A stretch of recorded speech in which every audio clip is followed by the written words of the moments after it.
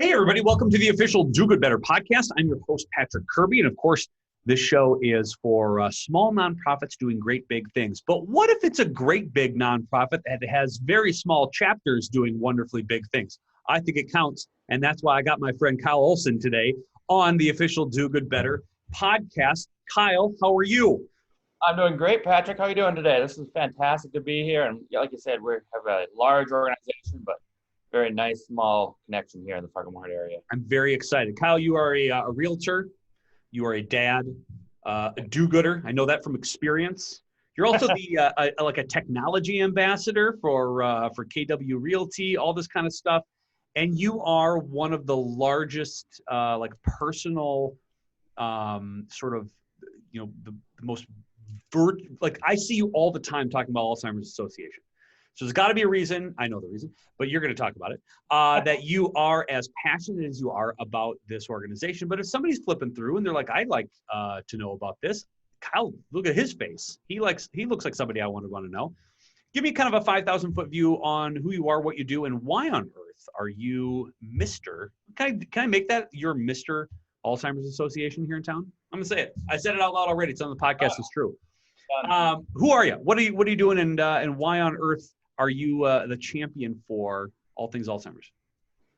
Well, I guess it started about, my dad started with memory issues about 16 years ago, and we'll get back into that a little bit later. As we worked through the memory issues and as we've learned about Alzheimer's, and we've had Alzheimer's throughout our family, I've wanted to find a way to fight for those people who just completely lose their sense of memories of who they are, where they are, and all those pieces. So I've really kind of fought into the Alzheimer's Association to feel like this is something that really can connect me with those people, can connect me with finding cures for them and finding local here. They actually do local research right here in the Red River Valley as well. So it was really cool to see this large organization. It's truly working hard here in the local area. Right.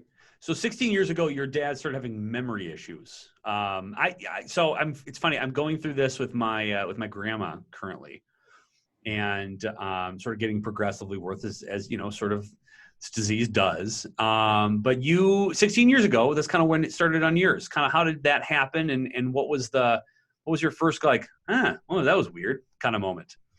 Yeah. So for me, my dad was a farmer. He always knew how to fix everything. He always knew exactly.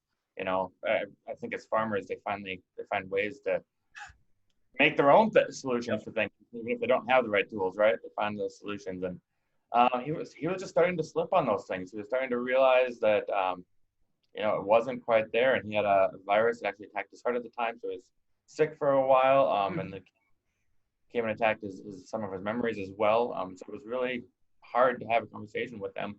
A lot of his conversations ended up being 2 to 3 minutes long, and then he would repeat himself and forget where he was in the conversation. Just continually progressed.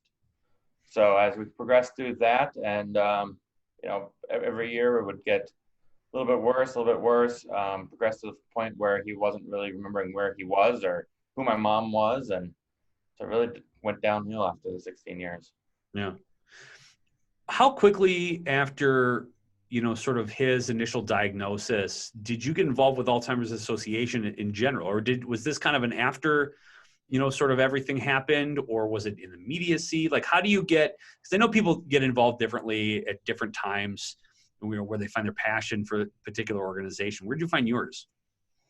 For me, it was more towards the end. The beginning, it was just more short-term memory loss, didn't quite fit in the Alzheimer's realm. And he was able to still function very well. Towards the end, it was hard to function with him, and I was looking for answers, looking for what do we do now? There was one day when he was really struggling, having a hard time finding. He wanted to go to his house, and he knew it was 2212, and he went outside, showed him that the sign said 2212, and it still wasn't the right house for him. He definitely wanted to get home, wherever that home was, and no matter what I could say, no matter what my mom could say, we couldn't convince him otherwise that he was home. Ended up having to have the ambulance come in and take him into the ER.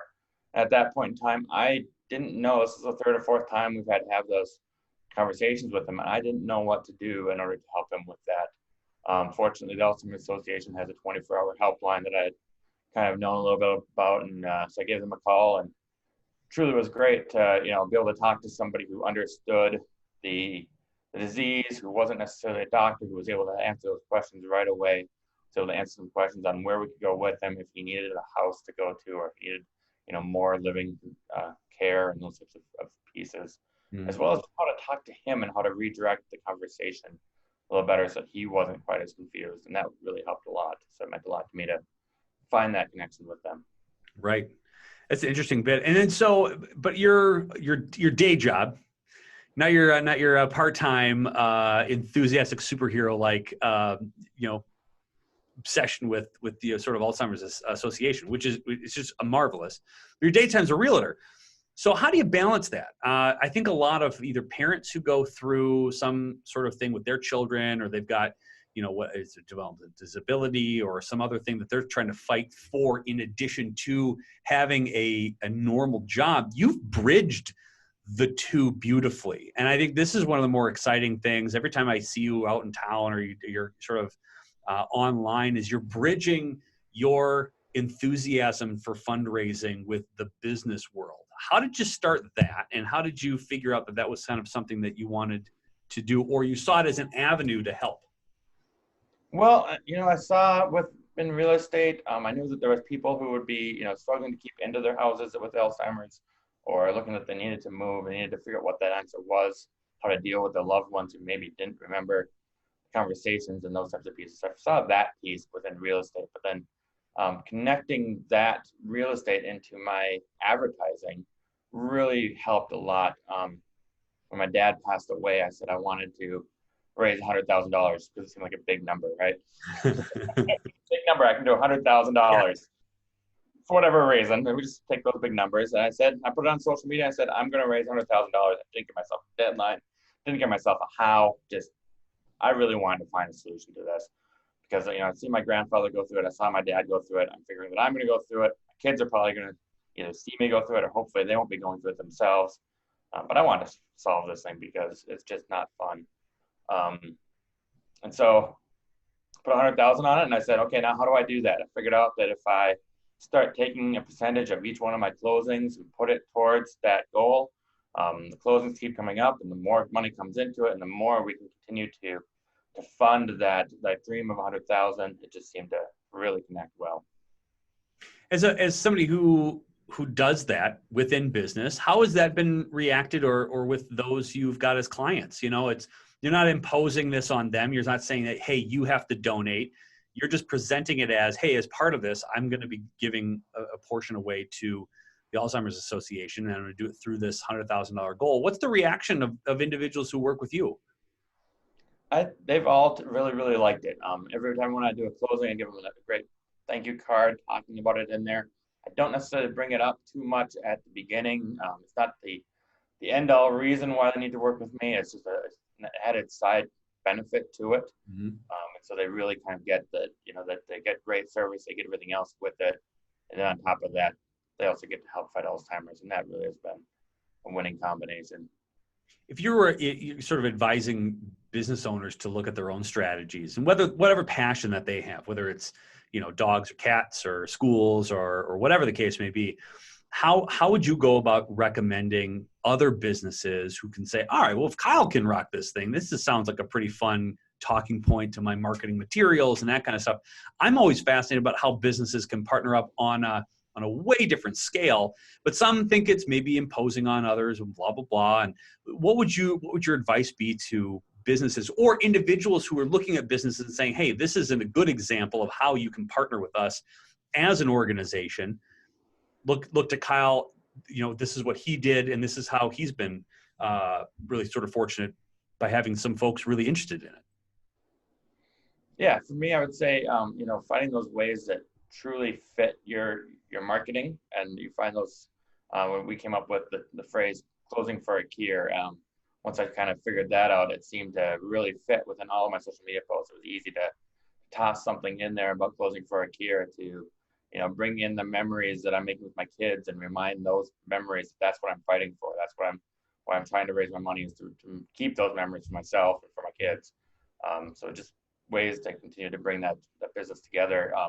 I think there's a lot of ways in a lot of different businesses that we can find truly connect our social media with our cause, just have to think about it a little bit. And I think the other big thing for me was when I finally picked one association. I mean, I was working hard with multiple different charities, but once I finally picked that one that truly connected with me, I was able to change my messaging to follow along with that, and that really helped to bridge that piece. It's hard when you were so scattered between multiple different sides. How do we get our marketing? How do we get our messages together? And that really helped once I picked the Alzheimer's Association. What you just said is remarkable. And if any nonprofit is listening out there, that's exactly the key to getting in front of, sort of power players and individuals who can dedicate a big chunk of time towards your organization, is help them find their passion. If their passion is your group, if you can find it, then they all of a sudden, all the other little ones that they spend a lot of time giving a very little bit amount, which again, all matters. Oh, yeah. But the way that you now talk about being associated with the Alzheimer's groups and the Alzheimer's Association is probably exponentially more passionate than you did about divvying up all that enthusiasm between 5, 6, 7, 8 groups. And really, if you're a donor, trying to figure out what works for you will help you feel better. But if you're an organization, if you can help and sort of navigate an individual to sort of hone in on their particular passion, and whether that has to do with your programming or not, then you get the reaction of somebody like Kyle, who's like, well, yeah, and think about this, and there's another idea, and here's another idea I have. They can spend a lot more time brainstorming with you about ways that can actually bond or sort of get additional people in, or whatever that looks like. I think that's just a great lesson that you've given groups themselves and individual donors who are looking who are feeling a little scattered.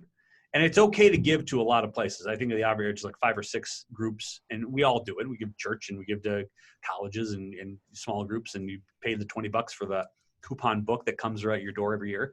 But to really hone in on a passion, I think that's really the fun part. And you can tell through your marketing and the way that you just talk about it, that this is kind of your wheelhouse now. And that I think is really cool. And the moves you've made and the connections you've made because of that have probably helped out a lot more than you could being spread in 12 different directions. I think that's absolutely correct. I mean, there's so many things that I haven't dropped, I haven't not done, but now that we're specifically on this, I'm sitting with Emily, who's the head of the development over there, and we can come up with great marketing pieces that pull together both causes very well. And I can spend my time and energy towards that instead of just, here's $5, go and do whatever you can do.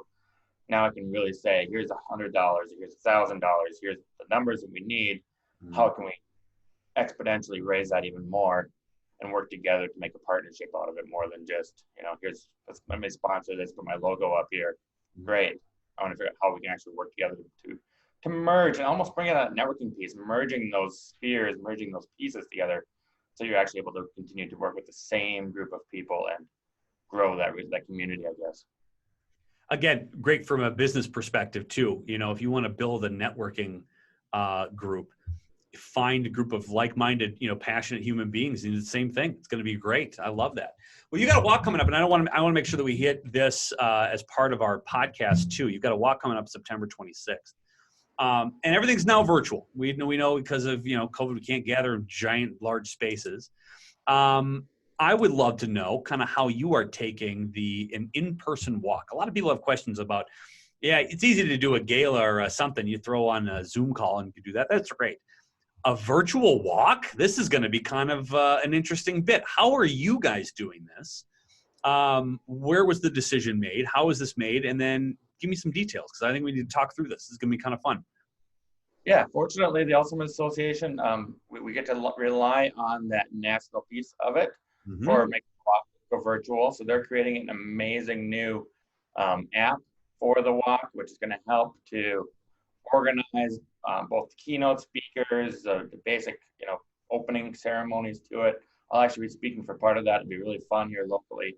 We'll have the keynote speakers and stuff in there. Then it also tracks your walk, has some ways for you to share on social media that each individual group is actually going to walk in your own neighborhood as a family, as a team, walk in your neighborhood and share that. So instead of everybody getting together downtown and walking and making this big thing, now we're going to be walking all the way around the city, We're walking all the way around the community, and we're going to be sharing that, hopefully turning the city red or purple on it that morning. So it'll be a lot of fun. And then after that, we also have an actual promise garden, which is a big piece of what we've had for the walks before. We're going to have a view-only promise garden. So we're down in Lindenwood Park. You're going to drive down through the promise garden. You can see we'll have these pinwheel flowers that we've had in our promise gardens before, all throughout the park. It'll be a very fun day to just drive through and really get inspired for all those people who are out there fighting for the Alzheimer's Association. What you said is intriguing, and I know you're a tech guy, and so apps. Talking about apps with you is like I don't think I'm as passionate about anything as you are about technology and the cool things that you could do with it. Maybe Dungeons and Dragons, maybe that, Final Fantasy, but other than that, no. But with being a virtual event, even in an app form, what you said is interesting about doing it in your own neighborhood rather than gathering in one space and then doing it as a collective group. The reach you have to more people seeing what you're doing in different neighborhoods is exponential to what you could do in a group in previous years. You're reaching, because now you're in every different neighborhood. Now you get to wear your purple shirts marching around the neighborhood. People are looking out their windows going, hey, I wonder what's happening over there, rather than you having to be downtown on a walk route in order to ask the question, hey, I wonder what those groups are doing outside. Are you finding that this is going to be the case, that you have an extended opportunity to reach more people, to talk a little bit about what the Alzheimer's Association does and what benefits that you have to fundraise for? Definitely one of the goals. I think, the walk is everywhere is really one of our key phrases. And I think we're really going to see a big sea of purple throughout that entire day, all throughout the area. So I think it'll be a lot of fun. And you're people who participate in it. So if we start to think about those 500 people walking throughout the Fargo market area, I mean, it's going to be fantastic. And I really am looking forward to being able to drive around and see some of those teams out there. I really like it because you're walking around the neighborhood. You don't have to go and park a car somewhere and go walk and then find another parking place, go walk back. You literally start at your front door, collect all your neighbors in a safe space, safe distance between each other, and walk around the block collecting people like the Pied Piper of do-gooding. And I love that as an idea. Wear purple, wear all this kind of things. It would be great. Get my wife to wear purple because she's a Packers fan, and this would just irk her. And then I'd have to convince her she's doing good, and she'd reluctantly go and participate. But that kind of thought process, that kind of event planning, that kind of outside of the box, hey, we can't do the things we used to do. Look at this. This is kind of a fun thing that you actually get to be a part of now. So I really like that as an idea. Oh, you're at sea, and now you got a cheese head. No. Ruined our friendship. If you're just listening, you just put on a cheese head. It works. I know it does. You've offended my eyes. For those of you listening, I apologize. You had to hear the word Packers and a cheesehead. It is terrible. But I love that. And so you've got $100,000 goal for the walk this year, or what's the goal for the walk this year? $100 for the walk that we're looking to get. Say again. What's the goal? The goal is over 120,000. Last year we hit 125, so we're figuring that a little bit lower with COVID and everything, but I think we'll be very close to hitting that goal. I'm very excited about that. How do you fundraise during a walk as a sort of a business owner or as a team member and as sort of the chair of the entire event itself? What are you suggesting people do to fundraise for virtual walks like this? Well, for the virtual walk for fundraising for your team, the biggest thing is to just get signed up right now. I'm getting an understanding of what your team is going to look like. Recruiting every person you recruit, they bring in their friends, they bring in their connections, and you get more and more people on your team. And then you start with, some social media posts of, hey, this is what I'm walking, this is why I'm walking. You start getting people who, have $10, $20 that want to just do a quick Facebook. We've got the Facebook, fundraising right on there. They just click on there. Yep, $10. It's really quick and easy. So if you start now, your numbers come up real quick, and you can definitely get into the Champions Club or whatever else your goals are. So, if I'm reading this correctly, I wrote down pyramid scheme of benevolence. That sounds about right. Yeah, it's like a multi-level marketing plan, but for good, and I like that a lot. Here's what I love about that too. if you're planning a virtual walk, if you're doing exactly what Kyle's organizing with the Alzheimer's Association on September 26th, if you're planning on that, your ability to reach out to additional people without having them needing to go anywhere, and you're reaching out. The peer-to-peer fundraising right now is going to be absolutely critical to get new donors, new individuals, new passionate people, to find them in a large swath. At $10, that's an easy entry-level gift that you then can, they'll follow up with a thank you card or thank you note or whatever to get them interested in what Alzheimer's is doing and the amount of leaps and bounds they have made in the last number of years, understanding the disease a little better. I think that's really what the critical piece is. A lot of this research, even done locally, the way that Kyle mentioned earlier, is that now we've got a deeper understanding of where the root cause is, what also sort of triggers some of these pieces. And then that eventually leads to some really specific cures that are coming down the road.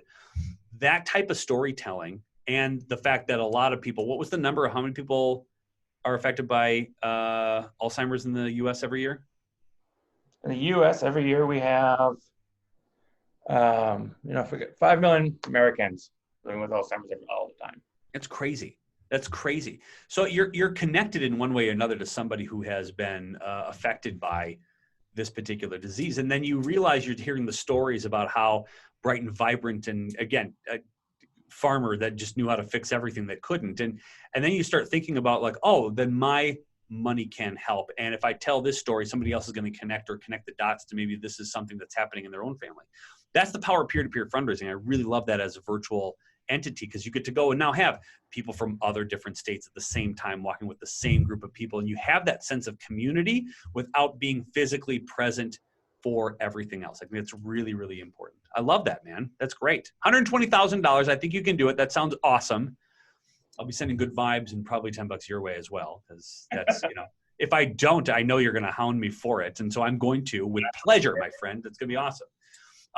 How do people get involved if they are interested in either getting a hold of you locally in the Fargo-Moorhead area for Walk to End Alzheimer's on September 26th? How do they get involved? Certainly, just Google search for the Walk to End Alzheimer's in Fargo here. It's right on there on their website. You got just sign up on there. You can find us on social media anywhere. Fargo Walk to End Alzheimer's is all out there. But one other thing I want to kick off there before we go too far here, we did something awesome here recently. We also started a new support group, and this is a really cool support group. It's for people who are dealing with having a loved one who is currently in a senior center and they can no longer see them. So we did a virtual support group for people for that too. It was in the Alzheimer's Association. Really cool to have. That's on a week on Zoom too.